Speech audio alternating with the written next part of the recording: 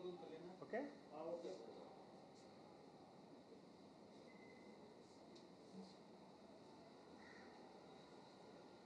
అందరికీ నమస్కారం. ఈరోజు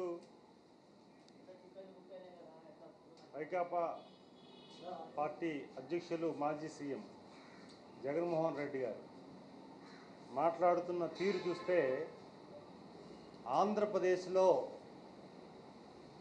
రాజకీయ పార్టీలకి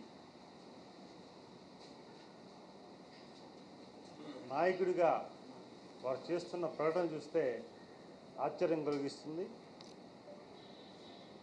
ప్రజాస్వామ్యం, చట్టం, ధర్మం,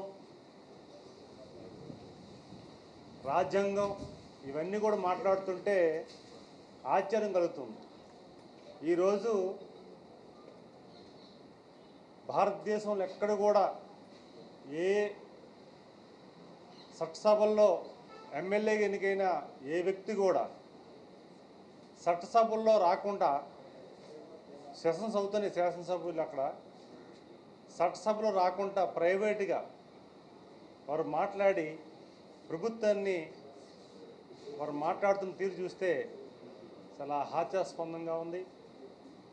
ఈరోజు రైతుల కోసం మాట్లాడుతున్నారు,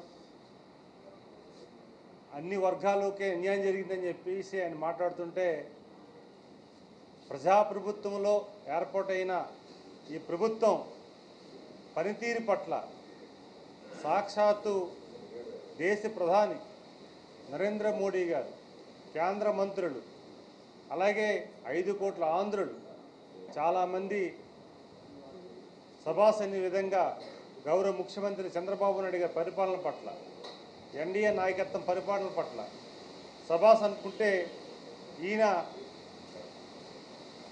సభకు రాకుండా, చట్టసభలో రాకుండా ప్రజలు ఏదైతే ఎన్నుకోబడి వారి సమస్యలని చట్టసభలు తీసుకొచ్చి పరిష్కారం చేస్తే మా కోసం మాట్లాడతారనే ఒక మంచి ఆలోచనతో పులివెందుల ప్రజలు ఆయన ఎమ్మెల్యే చేస్తే ఈరోజు చట్టసభలు రాకుండా ఈరోజు ప్రైవేట్న ప్రభుత్వంలో అది జరిగిపోతుంది ఇది జరిగిపోతుంది మాట్లాడుతుంటే ఆయన చట్టం పట్ల కానీ లేకపోతే ప్రజలు తీర్పు పట్ల కానీ ఎంత గౌరవం ఉందో మనం విశ్లేషణ చేసుకోవాల్సిన అవసరం ఉంది. నేను మీ ద్వారా ఒకటే అడుగుతున్నాను జగన్ గారికి, మీకు నిజంగా రాష్ట్ర ప్రజానీకాన్ని పక్కన పెట్టండి, పులివెందుల ప్రజల పట్ల మీకు నమ్మకం ఉండి లేకపోతే వాళ్ళ పట్ల ప్రేమ ఉండి వాళ్ళ పట్ల సమస్యల మీద పరిష్కారం చేయడానికి మాట్లాడడానికి అవకాశం ఉన్నప్పటికి కూడా మీరు అసెంబ్లీ రాకుండా మీరు ప్రైవేట్గా ఇట్లా మాట్లాడే తీరుని చూస్తే అక్కడున్న ప్రజానీకం కూడా గమనిస్తున్నారు, ఈ రాష్ట్ర ప్రధానికం కూడా గమనిస్తున్నారు. ప్రైవేట్గా ఈరోజు వ్యక్తిగతంగా మీరు చేస్తున్న ఆరోపణలు కూడా ప్రజలు గమనిస్తున్నారని మేము తెలియజేసుకుంటున్నాం.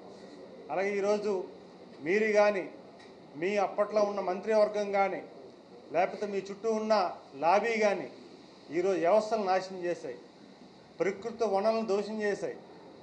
మీరు గతంలో ఏదైతే నెంబర్ 2, నెంబర్ 3, నెంబర్ 4 అని పెంచి పోషించిన నాయకులు గవర్నమెంట్ వచ్చిన తర్వాత ఒకటి వస్తుంటే అసలు ఈ సహజ వనరుల్ని ఏ రకంగా దోసుకున్నారో ఒక ప్రకటన కానీ పత్రికలు కానీ లేకపోతే టీవీలు కానీ లేకపోతే సామాజిక వేత్తలు కానీ వారు వెలుగులో తీసుకొచ్చిన అంశాలు చూస్తే ఆశ్చర్యం కలుగుతుంది.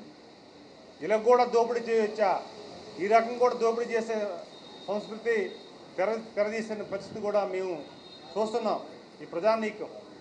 అందుకే మీరు మీ బృందం ఈరోజు మొత్తం వ్యవస్థను నాశనం చేశాయి. కొన్ని ఒక్క వ్యవస్థని నాశనం చేసి చక్కబెట్టడానికి సమయం ఉంటే ఇంకొక వ్యవస్థ వైపు చర్చిస్తుంది, ఆ వ్యవస్థ కూడా నష్టం జరిగే పరిస్థితి. అందుకే గౌరవ ముఖ్యమంత్రి గారు ఈరోజు ఎన్డీఏ కూటమి సహాయ సహకారాలతో, ప్రధానమంత్రి గారి సహాయ సహకారాలతో రాష్ట్రాన్ని గాడిలో పెట్టడానికి వారు చేస్తున్న ప్రయత్నాల్ని రాష్ట్రం ప్రజలంతా కూడా చూస్తున్నారు. అలాగే మేధావులు చూస్తున్నారు, సామాజికవేత్తలు చూస్తున్నారు. ఈ సమయంలో ఈరోజు గాడిలో పెడుతున్న ప్రభుత్వం చేస్తున్న చర్యల వల్ల ఈ రాష్ట్రం ఇప్పుడిప్పుడే మెరుగుపడుతుంటే ఈ సమయంలో కావాలని మీరు కానీ మీ అనుసర వర్గం కానీ ప్రభుత్వం పట్ల అనుచిత వ్యాఖ్యలు చేయడం దురదృష్టకరమని సందర్భంగా మేము తెలియజేసుకుంటున్నాం. ఇది ఒక వ్యూహం. ఎందుకంటే కేంద్ర ప్రధానమంత్రి గారి సహాయ సహకారాలతో రాష్ట్రం అన్ని విధాలుగా ముందుకెళ్తుంటే కావాలని ఒక ఉద్దేశపూర్వకంగా, ఎందుకంటే ఏదో ఒక రకమైన అభియోగాలు చేసి ఏదో రకంగా మీడియా ద్వారా లేకపోతే సభల ద్వారా ఏదో ఒక క్రియేషన్ చేసి తప్పుదా పట్టించడానికి మీరు చేస్తున్న ప్రయత్నాలని మేము చూస్తున్నాం, ప్రజలు కూడా చూస్తున్నారు. మాకు బాగా గుర్తు, ప్రధానికుడు కూడా గుర్తుంది. 2016-17లో అక్కడ పారిశ్రామిక సదస్సు విశాఖపట్నం జరుగుతుంటే ప్రతిపక్ష నాయకుడిగా మీరు వచ్చి అల్లరబెట్టి పరిశ్రమలు రాకుండా అడ్డగించిన సందర్భాలు కూడా గుర్తు చేయాలి. సందర్భంగా ఇప్పుడు కూడా కనిపిస్తుంది నాకు.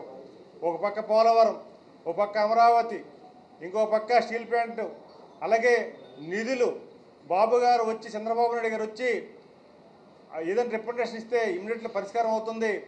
దాన్ని ఓరవలేక, ఎందుకంటే పరిశ్రమలు కూడా వస్తున్నాయి, కొత్త పరిశ్రమలు, అవి కొద్దిగా ఆపడానికి మీరు చేస్తున్న ప్రయత్నాలు. అందుకే మిర్చి రైతుల కోసం మీరు మాట్లాడినా, ప్రజానీకం కోసం మాట్లాడినా ఖచ్చితంగా అది అంకిత భావంతో ముఖ్యమంత్రి గారి నేతృత్వంలో ఎన్డీఏ కూటమి నాయకత్వం, ఎన్డీఏ కూటమి నాయకులు ఈరోజు బ్రహ్మాండంగా పనిచేస్తున్నారు. దానిని మీరు ఈరోజు ఒక రకమైన ఆలోచనతో మీరు వెళ్తున్నారు. దీనిని ప్రజలు గమనిస్తున్నారు. ఖచ్చితంగా ఈరోజు మొన్న ఎమ్మెల్సీ ఎన్నికల్లో యువకులు రికార్డ్ స్థాయిలో ఎక్కడ లేని విధంగా ఆ 2 ఎమ్మెల్సీలతో పాటు ఈరోజు అద్భుతమైన రిజల్ట్ ఇవ్వడం జరిగింది. అలాంటి సమయంలో ఈరోజు మీరు ప్రజలు ఇచ్చిన అవకాశాన్ని సద్వినియోగం చేసుకోకుండా బయట నుంచి మాట్లాడే విధానాన్ని చూసుకోవాలి. ఈరోజు మీరు హోదా కోసం పోరాటం చేస్తున్నారా, లేకపోతే ప్రజల కోసం పోరాటం చేస్తున్నారో, మీకోసం మీకు రావాల్సిన సెక్యూరిటీ కోసం పోరాటం చేస్తున్నారో ప్రజలు తెలుసు. మీరు మాట్లాడే తీరు కూడా గమనిస్తున్నారు. అందుకే ఈరోజు ప్రతిపక్ష హోదా కోసం మీరు పడుతున్న తపన, ఆ రోజు మీరే బహిరంగంగా ఒక మాట చెప్పారు. ఆ రోజు ప్రతిపక్ష నాయకుడికి చంద్రబాబు నాయుడు ఉండేటప్పుడు తెలుగుదేశం పార్టీకి 23 సీట్లు వస్తే ఒక 5 సీట్లు కానీ లాగేసుకుంటే మేము మీ ప్రతిపక్ష హోదా పోతుంది, మీకున్న సెక్యూరిటీ కూడా తీసుకోవచ్చు అని చెప్పేసి మేము బహిరంగంగా చెప్పారు. దాన్ని కూడా గుర్తుపెట్టాలి. ఎందుకంటే అలాంటి చట్టంలో అలాంటి అవకాశం ఉంది. కనీసం 10 సీట్లు 11 సీట్లు మీకు వచ్చే ఈరోజు ప్రతిపక్ష హోదా మీకు కావాలంటే ఏ రకంగా ఎన్ని సీట్లు అవసరమో చట్టం చెప్తుంది. ఈరోజు మేధావులు చెప్తున్నారు చట్టం మీద గౌరవం లేదు, చట్టం అంశాలు మాకు అవసరం లేదు, మా వ్యక్తిగత ఎజెండా కావాలడుతున్నారు. గతంలో మీరు మీ సీఎంగా ఉండగా ఇప్పుడు రాజారెడ్డి రాజ్యాంగాన్ని ఎలాగైతే అమలు చేశారో ఇప్పుడు కూడా అదే రాజారెడ్డి అమలు చేయాలని చెప్పేసి మీరు అనుకుంటే జరిగే పని కాదు. ప్రజలు తీర్పిస్తారు. ప్రజలు ఏ ప్లేస్లో కూర్చోవాలో ప్రజలు గమనిస్తారు. ఆ ప్రజా తీర్పును గౌరవించి ఆ రకంగా పోవాలి తప్ప కానీ మనలో గతంలో మేము ముఖ్యమంత్రి ఉన్నాం, రాజారెడ్డి మేము రాజ్యాంగాన్ని అమలు చేస్తాం, ఇప్పుడు కూడా అమలు చేస్తామంటే ఇప్పుడున్న ప్రజాప్రభుత్వం ఒప్పుకునే ఉండదు. ప్రజల తీర్పు ప్రకారంగా చంద్రబాబు నాయుడు గారు వారు లా అండ్ ఆర్డర్ విషయంలో పర్ఫెక్ట్గా ఉంటారు. ఆ రోజు గుర్తు చేసుకోవాలి. ఆ ఉమ్మడి రాష్ట్రంలో హైదరాబాద్లో 95-96లో జరిగిన అల్లర్లకు కానీ లేకపోతే లా అండ్ ఆర్డర్ కానీ పర్ఫెక్ట్గా కంట్రోల్ చేసి ఈరోజు ఆయన లా అండ్ ఆర్డర్ని కంట్రోల్ చేసిన వ్యక్తిగా గుర్తు చేసుకుంటూ ఈరోజు మీరు చేసిన అల్లర్లకు కానీ వ్యవహారాలు కానీ చంద్రబాబు నాయుడు గారు ఖచ్చితంగా అడ్మినిస్ట్రేషన్లో పర్ఫెక్ట్గా ఉంటారు. దాన్ని మీరు ఏదో అల్లరి చేసి మీ సమావేశాలు మేము చూస్తున్నాం, మేము కావాలంటే ఎదురుబడి మేము కలబడతాం, మేము ఎదురుపడితే మేము కొడతాం, లేకపోతే మేము దేనికైనా సిద్ధమని. సరే చట్టం దాని పని దాన్ని చేసిపోద్ది, దాన్ని మేము పోలేం. కానీ అయితే మీ భయానికి మాత్రం ప్రజలు మాత్రం వెనకం చేసే పరిస్థితి లేదు. మీరు 5 సంవత్సరాలు ఎన్ని ఇబ్బందులు పెట్టించారు, అన్ని వర్గాలు ఎన్ని ఇబ్బందులు పెట్టించారు. ఈ ప్రజానీకం ఈ ఎన్డీఏ కూటమి మద్దతుగా ఖచ్చితంగా ప్రజా తీర్పిచ్చింది, భవిష్యత్తులో కూడా ఇస్తుంది. 20-25 సంవత్సరాలు ఈ కూటమి అద్భుతంగా ముందుకెళ్తుంది. మిమ్మల్ని నమ్మే పరిస్థితి లేదు. కేవలం కనీసం మీకు ఆ ప్రాంతాల్లో ఎమ్మెల్యేలకు గెలిపించారు కనుక ఆ నియోజకవర్గ ప్రజలకే న్యాయం చేసే విధంగా మీరు వెళ్ళాలని చెప్పి సందర్భంగా మీ ద్వారా తెలియజేసుకుంటున్నాను.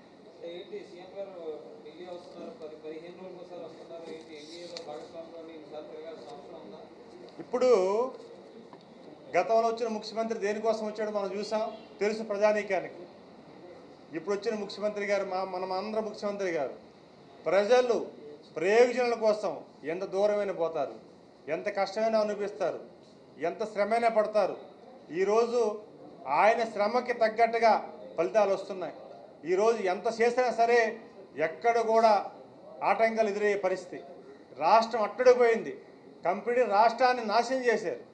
ఆయన ఈ శ్రమ 95లో ఏ రకంగా ఆయన వర్క్ చేశారో దానికంటే ఇంకా అదనంగా ఇంక 2 గంటలు ఆయన కష్టపడుతున్నారు. అందుకే ఏంటంటే ఆయన ఏ రోజు కూడా సీనియర్, దేశంలోనే ఎంత అద్భుతమైన సీనియర్ నాయకత్వం ఎక్కడ లేదు.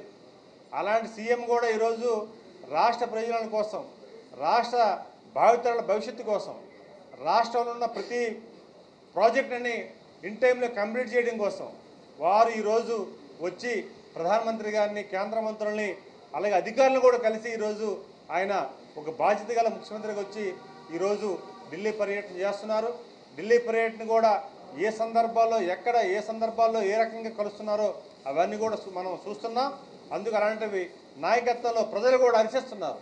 మీ గ్రామాల్లో తిరుగుతుంటే, మొన్ననే నేను ఒక వెళ్తుంటే చాలామంది హ్యాట్స్ ఆఫ్ చెప్తున్నారు. అలాంటి ముఖ్యమంత్రి, అనుభవమైన ముఖ్యమంత్రికి మేము అవకాశం ఇచ్చాం. ఇది ఒక సంజీవిగా తీసుకున్న వారు రాష్ట్రానికి అద్భుతంగా పనిచేస్తున్నారు అని వాళ్ళందరూ హర్షిస్తున్నారు. ఇలాంటి సమయంలో ఖచ్చితంగా రాష్ట్ర ప్రజానీకం కూడా మొన్న జరిగిన ఎమ్మెల్సీ ఎన్నికల్లో కూడా యువకులు కూడా వచ్చి, విద్యావంతులు కూడా వచ్చి భారీ మెజార్టీ, చరిత్రలో కూడా అలాంటి మెజార్టీ ఎవరికి ఇవ్వలేదు. అలాంటి మెజార్టీ కూడా ఇచ్చినందుకు మీ ద్వారా వారికి కూడా ఒకసారి కృతజ్ఞతలు తెలియజేసుకుంటున్నాను. Thank you. Thank you.